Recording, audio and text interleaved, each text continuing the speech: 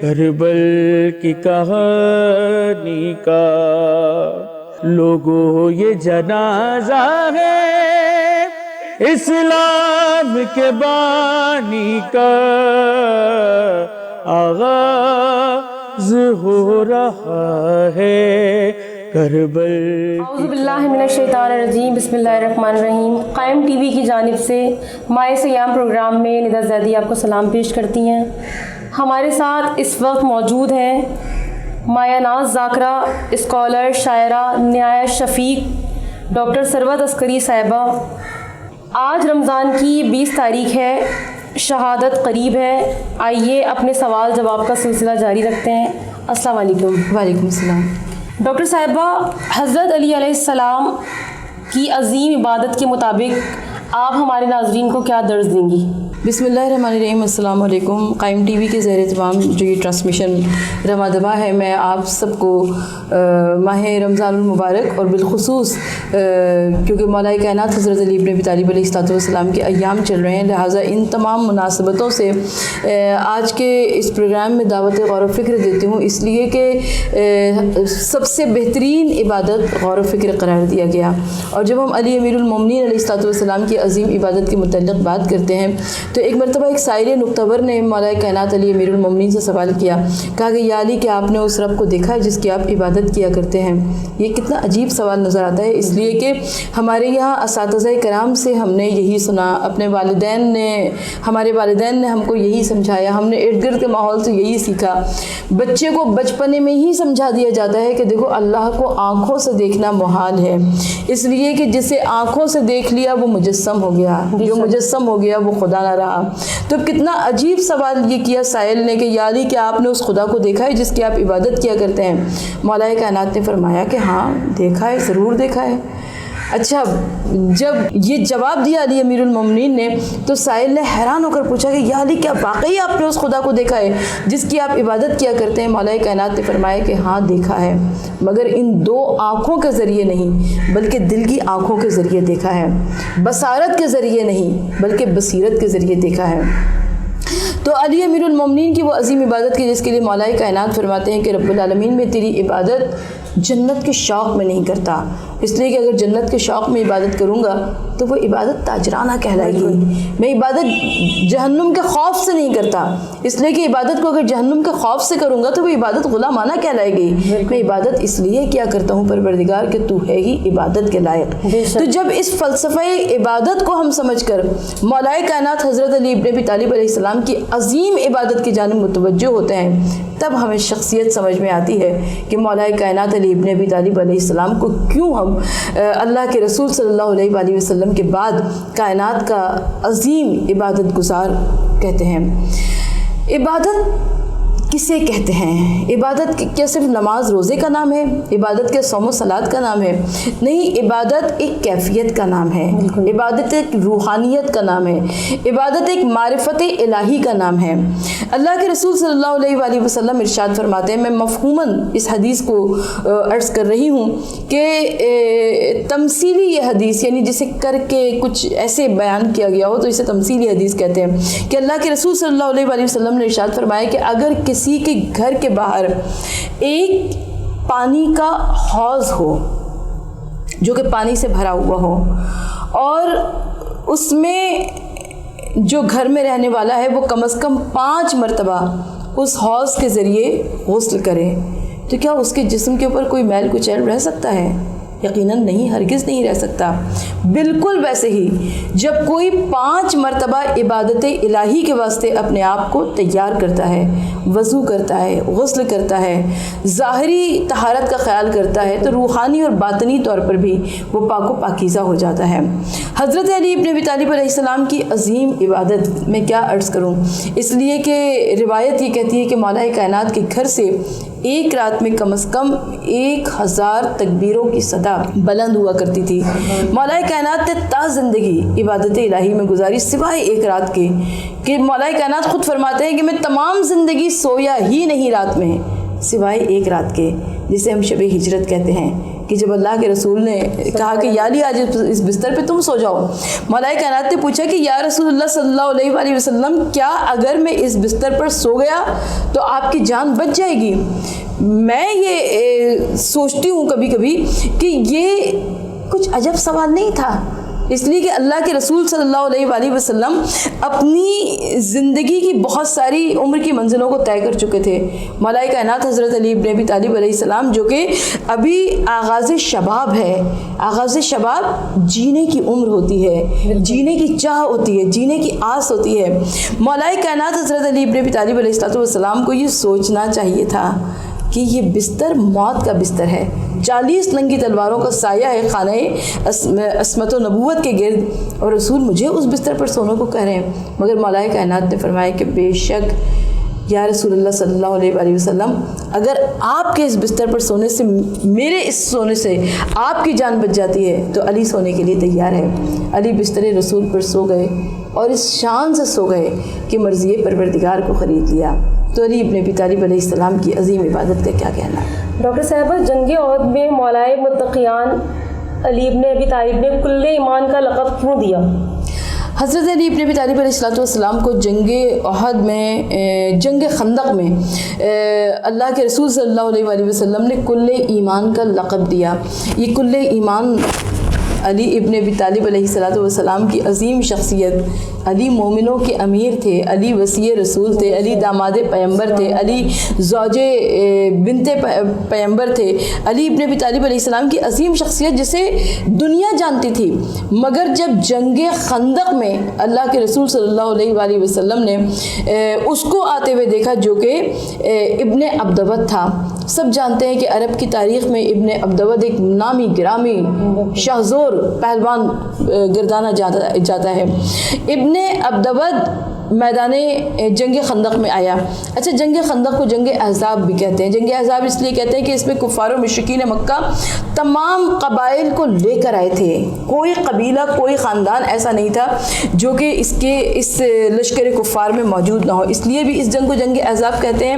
اور جنگ خندق اس لیے کہتے ہیں کہ اللہ کے رسول صلی اللہ علیہ وآلہ وسلم نے صحابہ کرام سے فرمایا، کہا کہ کوئی ایسا طریقہ بتاؤ کہ جس سے ہم اپنے آپ کو کفار اور مشرکین مکہ سے محفوظ کر لیں۔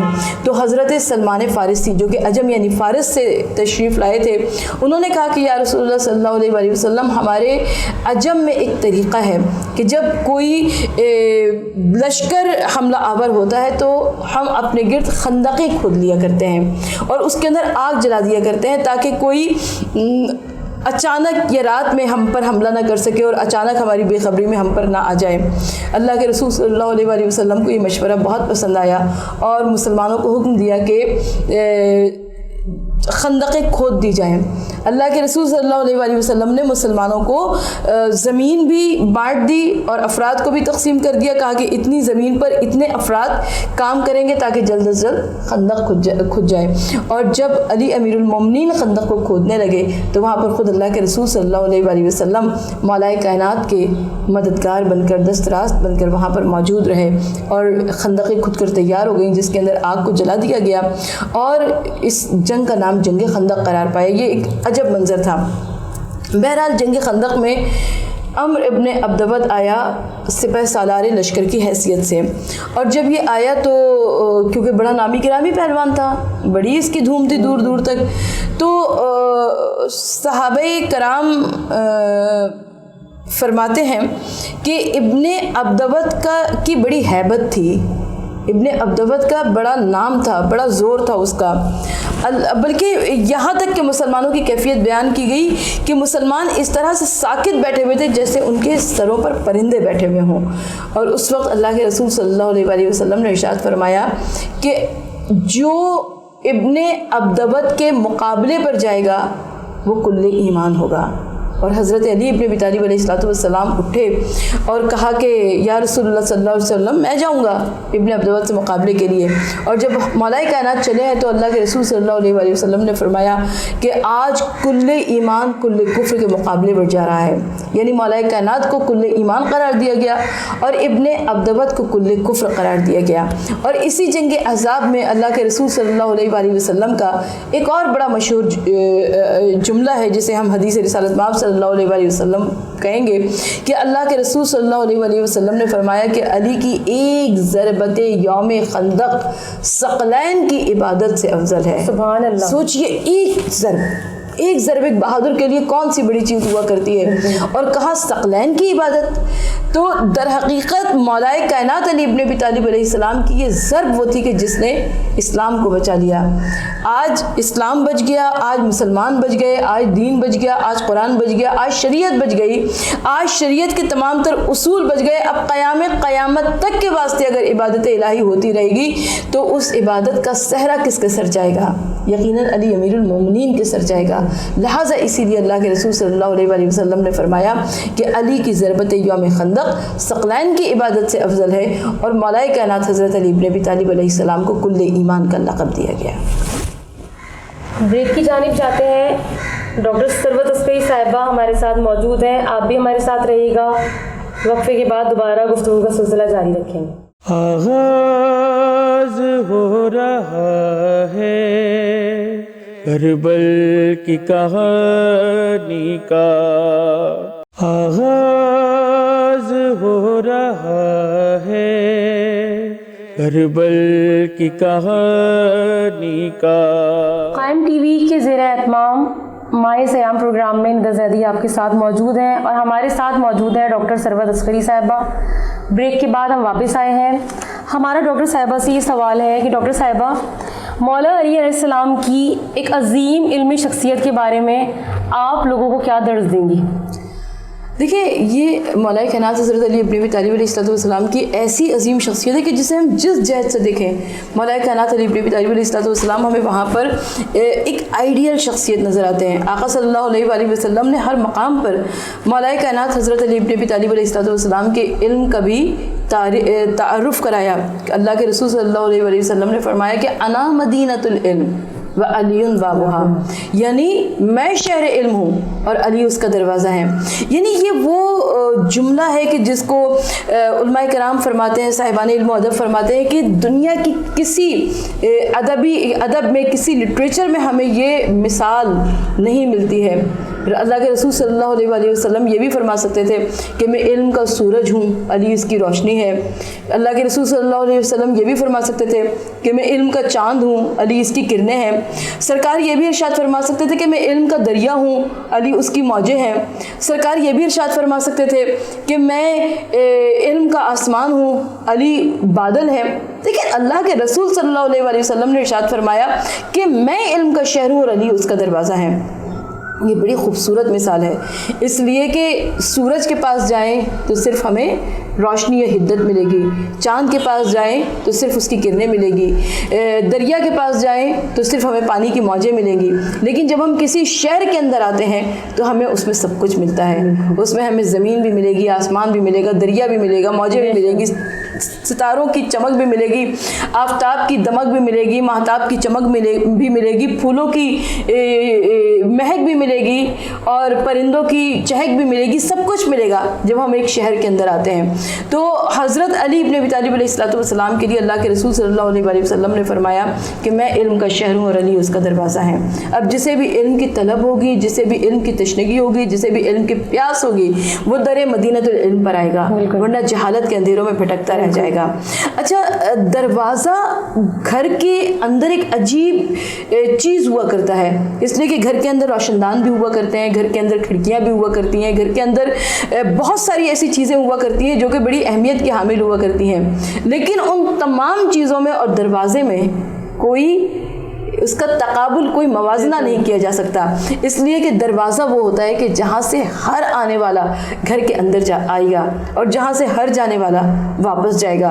اسی لیے تاریخ یہ کہتی ہے کہ ایران کے ایک مشہور عالم دین تھے, صوفی بزرگ تھے, ان کی خدمت میں علماء اہل سنت بھی ہوا کرتے تھے, علماء اہل تشیع بھی ہوا کرتے تھے, اور مباحثہ جاری رہتا تھا, فکری دلیلیں دیا کرتے تھے, نظریاتی بحث و مباحثہ جاری رہا کرتا تھا.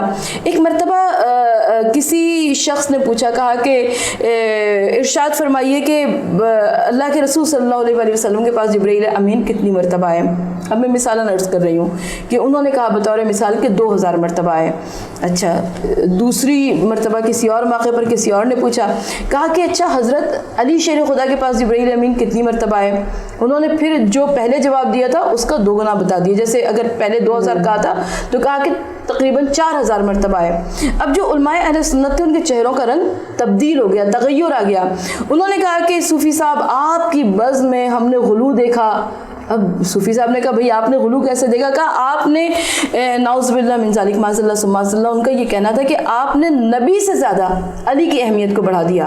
آپ نے کہا کہ نبی کے پاس 2000 مرتبہ جبرائیل امین آئے اور علی کے پاس 4000 مرتبہ آئے. تو صوفی صاحب مسکرا دیے. انہوں نے کہا کہ کیا تم لوگوں نے نہیں سنا کہ رسول نے فرمایا کہ انا مدینۃ العلم و علی بابھا, میں شہر علم ہوں, علی اس کا دروازہ ہے.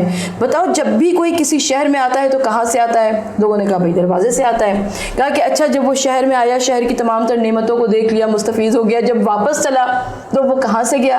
کہا دروازے سے گیا. تو کہا میں نے غلط تو نہیں کہا کہ رسول کے پاس اگر 2000 مرتبہ آئے تو علی کے پاس 4000 مرتبہ آئے. تو یہ بڑی لطیف مثالیں ہیں کہ جس سے ہم مولائے کائنات حضرت علی ابن ابی طالب علیہ السلام کی عظیم علمی شخصیت کو سمجھ سکتے ہیں. مولائے کائنات نے ہر قدم پر اپنی شاندار علمیت کا مظاہرہ کیا. تاریخ کہتی ہے کہ جب حضرت علی ابن ابی طالب علیہ السلام سلونی سلونی کا نعرہ لگایا کرتے تھے کہ مجھ سے پوچھو اس سے پہلے کہ میں تمہارے درمیان میں نہ رہوں, میں زمین سے زیادہ آسمانوں کے اسرار سے واقف ہوں, آسمانوں سے زیادہ زمین کی گہرائیوں سے واقف ہوں. تو مولائے کائنات حضرت علی ابن ابی طالب علیہ السلام خطیب منبر سلونی تھے. جب مولائے کائنات خطبے دیا کرتے تھے تو مجمع پر سکوت چھا جایا کرتا تھا. لوگ حیرت سے ششدر ہو کر مولائے کائنات کے کلام کو سنا کرتے تھے. نہج البلاغہ میں مولائے کائنات کے خطبات بھی موجود ہیں, مکتوبات بھی موجود ہیں, اور کلمات قصار یعنی مختصر ترین کلمات بھی موجود ہیں. تو جب ہم نہج البلاغہ کی بات کرتے ہیں تو حضرت علی ابن ابی طالب علیہ السلام کے لیے عربی زبان اور ادب میں ایک بڑا مشہور جملہ ہے جو بطور محاورتاً کہا جاتا ہے کہ الکلام الامیر والامیر الکلام, یعنی جناب امیر کا کلام بہت امیر کلام ہے. اتنا کچھ ہے, اتنا فصیح و بلیغ وہ کلام ہے کہ اس سے سامعین کو بہت کچھ حاصل ہو سکتا ہے. بہرحال قصہ مختصر یہ کہ مولائے کائنات حضرت علی ابن ابی طالب علیہ السلام دارالسلطنت کوفہ تھا. جمل صفین و نہروان جیسے مارکے بھی درپیش تھے. خوارج جیسا عظیم فتنہ موجود تھا مولائے کائنات علی ابن ابی طالب علیہ السلام کی زندگی میں. اچھا, یہ جو دشمن تھے نا یہ دیکھا کرتے تھے مولائے کائنات کو غور سے, یعنی صرف محبین نہیں دیکھتے, صرف چاہنے والے نہیں دیکھتے, بلکہ دشمن بھی اسی طرح دیکھتا تھا. تو لوگوں نے کہا کہ علی ابن ابی طالب علیہ السلام کو کیسے کسی جال میں پھنسایا جائے. میں عرف عام میں عرض کر رہی ہوں کہ کیسے ان کو شکار کیا جائے. اب اس کے لیے 2 پوائنٹس دشمنوں نے تلاش کیے. ایک نقطہ یہ تھا کہ علی ابن ابی طالب علیہ السلام سے جیسے ہی سوال کیا جاتا ہے ویسے ہی اس کا جواب دے دیا کرتے ہیں, بلکہ کتنی مرتبہ تو سوال مکمل نہیں ہوتا اور وہ جواب دے دیا کرتے ہیں. تو اب کہا کہ کبھی مولائے کائنات کے لیے تاریخ میں نہیں ملتا کہ کل آنا تب جواب دوں گا, پرسوں آنا تب جواب دوں گا, 1 ہفتے بعد آنا, 1 سال بعد آنا, نہیں, بلکہ سائل کا سوال مکمل نہیں ہوا اور مولائے کائنات جواب دے دیا کرتے تھے. کہا کہ ایک بات تو یہ ہے, اور دوسرا نقطہ یہ ہے کہ علی ابن ابی طالب علیہ السلام نماز کو ہمیشہ اول وقت پہ پڑھا کرتے ہیں. دیکھیں یہ دشمن کی گواہی ہے. میں چاہنے والوں کی بات نہیں کرتی, میں محبین کی بات نہیں کرتی, بلکہ یہ دشمن کہہ رہا ہے کہ علی اول وقت پر نماز کو ادا کرتے ہیں. تو اب جو علی کا چاہنے والا ہوگا وہ اول وقت پہ نماز کو پڑھتا ہوگا. بہرحال اب مولائے کائنات حضرت علی ابن ابی طالب علیہ السلام کے لیے انہوں نے 2 پوائنٹس کو تلاش کیا. کہا کہ ایسے وقت پہ چلتے ہیں جب علی نماز کے لیے وضو کر رہے ہوں اور کوئی ایسا سوال پوچھتے ہیں جو کہ بڑا لیندی سوال ہو, جس میں بہت زیادہ تشریحات تفصیلات ہوں. 2 میں سے ایک بات تو ضرور ہوگی, یا تو علی یہ کہیں گے کہ نماز پڑھ لوں پھر جواب دوں گا, کہنے کو بات رہ جائے گی کہ کوئی انہوں نے وقت مانگا, نہیں تو پھر علی پہلے جواب دے دیں گے، نماز کو تاخیر سے پڑھیں گے، یہ بھی بات تاریخ میں رہ جائے گی کہ علی نے نماز کو تاخیر سے پڑھا۔ اچھا میں یہ کہتی ہوں کہ بھائی اگر علی نماز کو تاخیر سے پڑھتے بھی ہیں تو آپ کو کتنی رکعت کا ثواب مل جائے گا، لیکن یہ جہل ہوتا ہے، یہ دشمنی ہوتی ہے، جب انسان کے ذہن پہ سوار ہو جاتی ہے تو وہ اپنا نقصان اور اپنا فائدہ دیکھنے کے بجائے صرف دوسرے کا نقصان دیکھنے لگتا ہے۔ بہرحال یہ عین اس وقت پہنچے دونوں افراد جس وقت کے مولا کائنات علی بن ابی طالب علیہ السلام نماز کے لیے وضو فرما رہے تھے۔ مولا کائنات علی بن ابی طالب علیہ السلام نے وضو کر رہے تھے اور انہوں نے کہا کہ یا علی آپ سے ایک سوال کرنا ہے۔ اب ہمارے جیسا کوئی معمولی انسان ہوتا تو وہ کیا کہتا کہ یہی وقت ملا تھا سوال کرنے کے لیے کہ دیکھ رہے ہو کہ ہم وضو کر رہے ہیں، نماز کی تیاری ہے، لیکن وہاں پر بھی علی شیر خدا جیسی شخصیت تھی۔ مولا کائنات نے اشارہ کیا، آپ سے کہا کہ کیا سوال کرنا ہے؟ انہوں نے کہا کہ یا علی یہ بتا دیجئے کون سے جانور انڈے دیتے ہیں اور کون سے جانور بچے دیتے ہیں۔ دیکھیں یہ ایک بڑا عجیب سوال تھا، اس لیے کہ زیولوجی کا علم بہت وسیع ہوا کرتا ہے اور اس میں اللہ تعالیٰ کی اتنی مخلوقات ہیں اور اللہ تعالیٰ کی اتنی مخلوقات میں ہم کہاں تک گنتے چلے جائیں گے، کون سے جانور انڈے دیتے ہیں، کون سے جانور بچے دیتے ہیں۔ زمین پر چلنے والے جانور علیحدہ ہیں، پانی میں تیرنے والی مچھلیاں علیحدہ ہیں، آسمان پر اڑنے والے پرندے علیحدہ ہیں، دوڑنے والے درندے علیحدہ ہیں، اور ان تمام کے بیچ میں یہ جواب یہ تلاش کرنا کہ کون سے جانور انڈے دیتے ہیں، کون سے جانور بچے دیتے ہیں۔ مولا کائنات حضرت علی بن ابی طالب علیہ السلام نے وضو کرتے کرتے وضو ختم کیا، اٹھ کر کھڑے ہوئے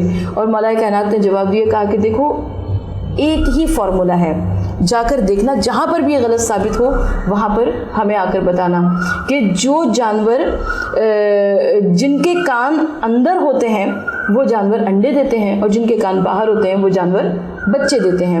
اور اس کے بعد مولا کائنات نماز کے واسطے کھڑے ہو گئے۔ یقیناً یہ وہ مولا کائنات حضرت علی بن ابی طالب علیہ السلام کا بتایا ہوا اصول تھا کہ جو صرف اس وقت نہیں بلکہ اس وقت سے لے کر آج تک بلکہ قیامت تک زیولوجی نے، سائنس نے اس قدر ترقی کر لی، اتنے علم حیاتیات کے ماہرین ہیں، اور جس طریقے سے سائنس کا روز افزو ترقی ہو رہی ہے اور اس میں بھی علی امیر المومنین کا بتایا ہوا یہ معیار ہمیشہ صحیح ثابت ہوا۔ یقیناً یہ اس بات کی دلیل ہے کہ علی امیر المومنین اللہ کی طرف سے علم کا مجموعہ بن کر آئے تھے۔ اللہ کے رسول صلی اللہ علیہ وآلہ وسلم کے نائب ایسی ہی شخصیت کو ہونا چاہیے۔ تو مولا کائنات علی ابن ابی طالب علیہ السلام تو علم کے آبشار کے مانند تھے۔ یہی وجہ ہے کہ مسجد کوفہ کے ممبر سے مولا کائنات نے فرمایا کہ اگر مجھ سے پوچھو تو میں تمہیں یہ بھی بتا سکتا ہوں کہ آسمان پر ستارے کتنے ہیں۔ مولا کائنات بار بار کہتے تھے سلونی سلونی۔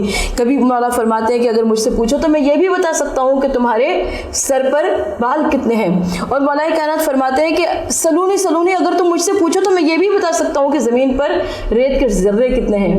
پوچھنے والے نے کہا کہ یا علی ارشاد تو فرمائیے۔ مولا کائنات نے فرمایا میں سب بتا سکتا ہوں، لیکن کیا تم بھی اس کو گن سکتے ہو کہ آسمان پر ستارے کتنے اور سر پر بال کتنے اور زمین پر ریت کے ذرے کتنے؟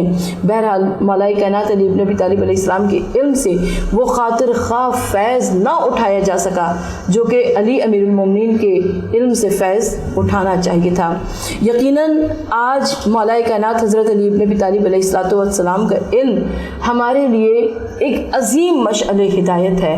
اللہ کے رسول صلی اللہ علیہ وآلہ وسلم نے مولا کائنات کے علم کا تذکرہ کیا اور بار بار تذکرہ کیا، اور ہم کو یہ چاہیے کہ آج کم از کم فقہ جعفری، شیعہ اثنا عشری، مکتب اہل بیت میں علی امیر المومنین کے چاہنے والوں کو چاہیے، میں نوجوانوں سے بالخصوص درخواست کرتی ہوں، بچوں سے بالخصوص درخواست کرتی ہوں کہ وہ علم کی طلب کے واسطے اپنے وقت کو صرف کریں، علم کی اہمیت کو جانیں، علم کو حاصل کرنے میں اپنے وقت کو صرف کریں، اس لیے کہ تبھی ہم علی امیر المومنین کے ماننے والے کہلا سکیں گے۔ بہت بہت شکریہ ڈاکٹر صاحبہ۔ امید ہے آج کا پروگرام ناظرین کو بہت پسند آیا ہوگا۔ ڈاکٹر ثروت عسکری صاحبہ کی میں بے حد شکر گزار ہوں کہ انہوں نے اپنے قیمتی وقت اور اپنی علم و دانش سے ہم سب ناظرین کو مستفیض کیا۔ اسی کے ساتھ قائم ٹی وی ٹرانسمیشن میں ندا زیدی کو اجازت دیجیے۔ اللہ نگہبان۔ آغاز ہو رہا ہے کربل کی کہانی کا، لوگوں یہ جنازہ ہے اسلام کے بانی کا، آغاز ہو رہا ہے کربل کی کہانی کا۔